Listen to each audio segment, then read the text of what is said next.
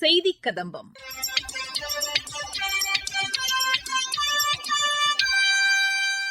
இன்றைய செய்தி கதம்பத்தில் சேலம் மாவட்டத்தில் 40 வருடங்களாக நடக்கும் மார்கழி பெருவிழா பற்றிய செய்தி தொகுப்பு, தருமபுரி மாவட்டத்தில் மத்திய அரசு சார்பில் பெண் குழந்தைகளை காப்போம் அவர்களுக்கு கற்பிப்போம் திட்டம் குறித்த தகவல் மற்றும் மத்திய அரசின் சமூக வலைதள பதிவுகள் ஆகியவை இடம்பெறுகின்றன. சேலம் மாவட்டத்தில் மக்களிடையே நற்சிந்தனைகளை வளர்க்கும் மார்கழி பெருவிழா 40 வருடங்களாக நடக்கும் சிறப்பு சொற்பொழிவில் விடாமல் பங்கேற்கும் பொதுமக்கள். இதுகுறித்து எமது செய்தியாளர் தரும் தகவல். செவிக்கு உணவில்லாத போது சிறிது வயிற்றுக்கும் ஈயப்படும் என்கிறார் திருவள்ளுவர். கற்றலின் கேட்டல் நன்று என்று பெரியவர்களும் வலியுறுத்துகின்றனர். எனினும் நவீன தொழில்நுட்ப வசதிகள் மனிதர்களை ஒருங்கிணைப்பதற்கு பதிலாக இடைவெளியை அதிகப்படுத்திவிட்டது. ஊருக்கு ஒரு தொலைபேசி இருந்தபோது மனிதரிடையே உரையாடலும் உண்மையான மகிழ்ச்சியும் நிலைத்திருந்தது. இன்றைக்கு வீட்டிற்குள்ளே அனைவரிடமும் செல்போன் தனித்தனியே வந்த பிறகு ஒரே வீட்டிலேயே அனைவரும் தனித்தனி தீவுகளாக மாறிவிட்டோம். ஒருவருக்கு ஒருவர் பேசுவது குறைந்து, பேசுவதை கேட்பதும் குறைந்து விட்ட போதிலும் வீட்டிலும் சமுதாயத்திலும் பிரச்சனைகள் மட்டும் குறையாமல் புதிதாக உருவாகி வருகிறது. இதுபோன்ற தனி மனித சிக்கல்களை, சமுதாய பிரச்சனைகளை சீர்தூக்கி பார்த்து தடுத்து நிறுத்தவும் தீர்வு காணவும் சேலம் மாவட்டம் அம்மாப்பேட்டை பகுதியில் மார்கழி மாதம் முழுவதும் நாள்தோறும் 2 மணி நேரத்திற்கு தொடர் சொற்பொழிவு நடத்தப்பட்டு வருகிறது. காலந்தோறும் வள்ளுவம், ஒரு இலக்கியம், வாழ்க்கையை வசந்தமாக்கும் வாக்கியங்கள், மாற்றம் என்பது மானிட தத்துவம், தசாவதாரம் என ஒவ்வொரு தலைப்புகளில் தமிழகத்தின் தலைசிறந்த பேச்சாளர்கள் இந்நிகழ்வில் கலந்து கொண்டு சொற்பொழிவாற்றி வருகின்றனர். இந்த தொடர் சொற்பொழிவு நிகழ்ச்சிகளில் அம்மாப்பேட்டை மற்றும் சுற்று வட்டார பகுதிகளைச் சேர்ந்த பொதுமக்கள் நாள் தவறாமல் குடும்பமாக வந்து பங்கேற்கின்றனர். மக்களின் மனதில் நற்சிந்தனைகளை வளர்க்கும் நோக்கில் 40வது ஆண்டாக மார்கழி பெருவிழா சொற்பொழிவு நடத்தப்படுவதாக கூறுகிறார் மார்கழி பெருவிழா சொற்பொழிவு குழு தலைவர் ராஜகோபால். மார்கழி பெருவிழா 40 ஆண்டுகளாக தொடர்ந்து ஆன்மீக சொற்பொழிவும், இசையும், இலக்கியங்களும் நடத்தி கொண்டிருக்கின்றோம். இந்த நிகழ்விலே பெரியோர்களுக்கு எல்லாம் தெரிந்தாலும் வருங்கால சன்னதிகள் இளைஞர்களுக்கு ஒரு எடுத்துக்காட்டாக இந்த சமுதாயத்தை முன்னேற்றுவதற்காக இந்த நிகழ்வு நடந்து கொண்டிருக்கிறது. வருங்கால இளைஞர்கள் இதை கண்டு மனம் மாறி நல்ல ஒரு நெறியை பின்பற்றுவார்கள் என்ற ஒரு நோக்கத்திற்காக இந்த நிகழ்வு நடந்து கொண்டிருக்கிறது. 40 ஆண்டிலே இந்த நிகழ்ச்சியை கேட்டு பிரிந்த குடும்பங்கள் ஒன்று சேர்ந்திருக்கிறது. அற்புதமான செய்தியை உங்களிடம் நான் தெரிவித்துக் கொள்கின்றேன். நாள்தோறும் பல்வேறு பணிகளுக்கு இடையிலும் குடும்பமாக பொதுமக்கள் இந்த சொற்பொழிவு நிகழ்ச்சியில் பங்கேற்று வருகின்றனர். சொற்பொழிவில் சொல்லப்படும் கருத்துகள் புத்துணர்வை அளிப்பதாக கூறுகிறார் திருமதி பத்மாவதி. ஃபர்ஸ்ட்லாம் ஒரு 2 நாள் 3 நாள் அப்படி வந்துட்டு இருந்தேன். அப்புறமே வருஷம் ஆக 5 நாள் 10 நாள் இப்போ இதுக்கு 30 நாளும் வரக்கூடிய அளவுக்கு நான் ரெடி ஆயிருக்கேன். இதுக்கெல்லாம் என் உடம்பு செல்கள் புத்துணர்ச்சி ஆயிட்டே இப்போ ஒவ்வொரு நாளும் எப்படி வீட்டுல இருந்தாலும் 7 மணி ஆனா மார்கழி பெருவிழாக்கு வரணுங்கிற அந்த ஒரு இது என்னை இங்க கூட்டிட்டு வந்து விடுது. தொடர்ச்சியாக 21 நாட்களுக்கு செய்யப்படும் செயல்கள் அனைத்தும் வாழ்க்கையின் நிரந்தர பழக்கமாக மாறிவிடுகிறது என்கிறது உளவியல். நல்ல கருத்துக்களையும் சிந்தனைகளையும் மாதங்களில் சிறந்த மார்கழி மாதத்தில் அள்ளித்தரும் இதுபோன்ற நிகழ்வுகள் தனிநபர்கள் வாயிலாக சிறந்த சமுதாயத்தை கட்டமைக்கும் என நிச்சயம் நம்பலாம். தருமபுரி மாவட்டத்தில் மத்திய அரசின் தகவல் மற்றும் ஒலிபரப்புத்துறை அமைச்சகத்தின் கீழ் இயங்கும் மத்திய மக்கள் தொடர்பு கள அலுவலகம் சார்பில் பெண் குழந்தைகளை காப்போம், பெண் குழந்தைகளுக்கு கற்பிப்போம் திட்டம் குறித்து எமது செய்தியாளர் தரும் தகவல்.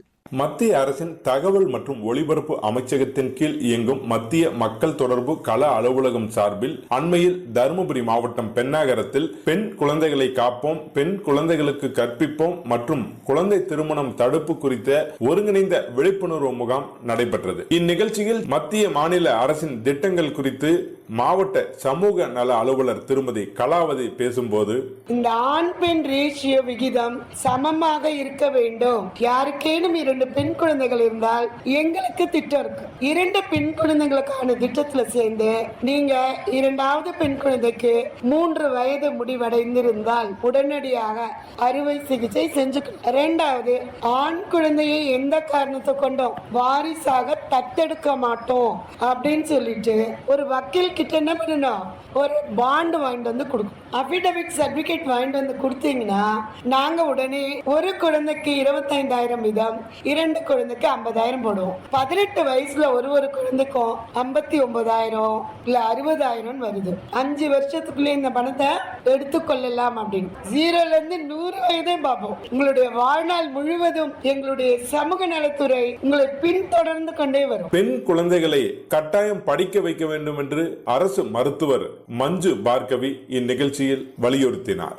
மக்கள் நலத்திட்டங்கள் சரிங்களா, பெண் குழந்தைகளை காப்போம், பெண் குழந்தைகளுக்கு கற்பிப்போம், குழந்தை திருமண தடுப்பு சரிங்களா. 3 பாயிண்ட் இருக்கு. ஃபர்ஸ்ட் என்னன்னா பெண் குழந்தைகளை காப்போம். பெண் குழந்தைகளை காப்போம் அப்படின்னா நம்ம எதுல இருந்து அவங்கள பாக்குறோம்னா அந்த கருவுல இருந்து பாக்கணும். முக்கியமா நம்ம தர்மபுரி டிஸ்ட்ரிக்ட் இது மிக மிக அவசியம் சரிங்களா.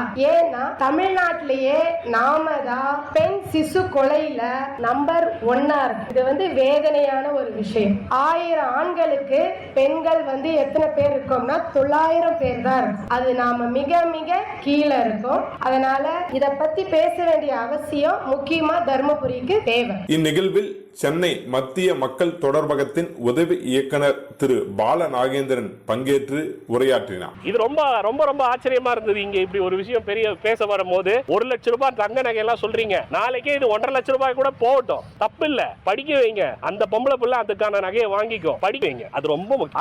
அரசு பள்ளிகள்லாம் இருக்கு, செலவே இல்லாம படிக்க வைக்கலாம். காலேஜ்ல ஸ்காலர்ஷிப் இருக்கு, ஃபாரின் போறதுக்கும் ஸ்காலர்ஷிப் இருக்கு. நல்லா படிக்க வச்சீங்கன்னா அவங்க பாட்டுக்கு அவங்க லைஃபை தேர்ந்தெடுக்க போறாங்க. தருமபுரி மாவட்டம் சோகத்தூரில் மாவட்ட நிர்வாகம், மாவட்ட வேலைவாய்ப்பு மற்றும் தொழில் நெறி வழிகாட்டும் மையம், தமிழ்நாடு மாநில ஊரக நகர்ப்புற வாழ்வாதார இயக்கம், மகளிர் திட்டம் ஆகியவை இணைந்து தனியார் வேலைவாய்ப்பு முகாமை அண்மையில் நடத்தியது. இந்த வேலைவாய்ப்பு முகாமில் 871 நபர்களுக்கு பணி நியமன ஆணைகளை மாவட்ட ஆட்சித்தலைவர் திரு ரே சதீஷ் வழங்கி நிகழ்ச்சியில் பேசினார். தமிழக அளவிலேயே முதல் 10 இடங்கள்ல தருமபுரி மாவட்டம் திகழ்ந்து கொண்டிருக்கிறது என்பது நமக்கெல்லாம் ஒரு பெரிய நல்ல விஷயம், பெருமைக்குரிய விஷயம். அந்த அளவுக்கு படிப்பில் நல்ல தேர்ச்சி பெற்றிருக்கிறார்கள் என்றால் அவர்களுக்கு நல்ல முயற்சியும் திறமையும் இருக்குது அப்படின்னு தானே பொருள். அப்ப அவ்வளவு திறமையை நீங்கள் எல்லாம் கண்டிப்பாக பயன்படுத்த வேண்டும். உங்களுடைய வாழ்க்கையில் அந்த திறமையை பயன்படுத்தி நீங்கள் வெற்றி காண முடியும் என்றால் கண்டிப்பாக அது சாத்தியமே. சமூக வலைதள பதிவுகள். இந்தியாவில் தயாரிக்கப்பட்ட மின்னணு பொருட்களின் ஏற்றுமதி ஏப்ரல் முதல் நவம்பர் காலகட்டத்தில் 38 விழுக்காடு அதிகரித்துள்ளது இந்தியாவில் தயாரிப்போம் திட்டத்திற்கு கிடைத்த ஊக்கம் என்று பாதுகாப்புத்துறை அமைச்சர் திரு ராஜ்நாத் சிங் தமது சமூக வலைதள பதிவில் குறிப்பிட்டுள்ளார்.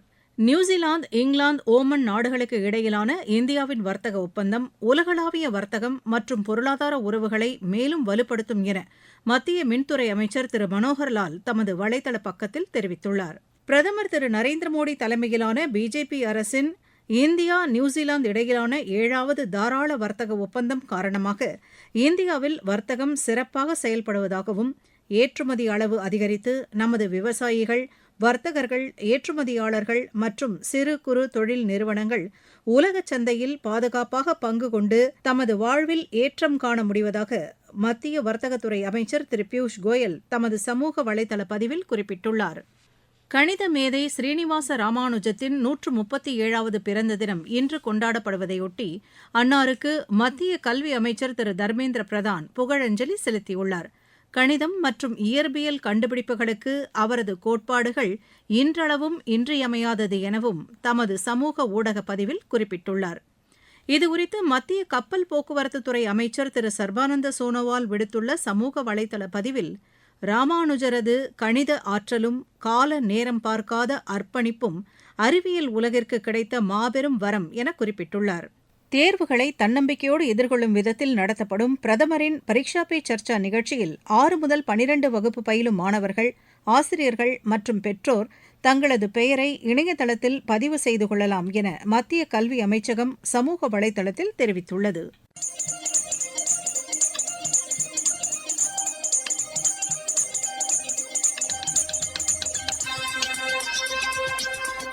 இத்துடன் இன்றைய செய்திக் கதம்பம் நிறைவு பெறுகிறது.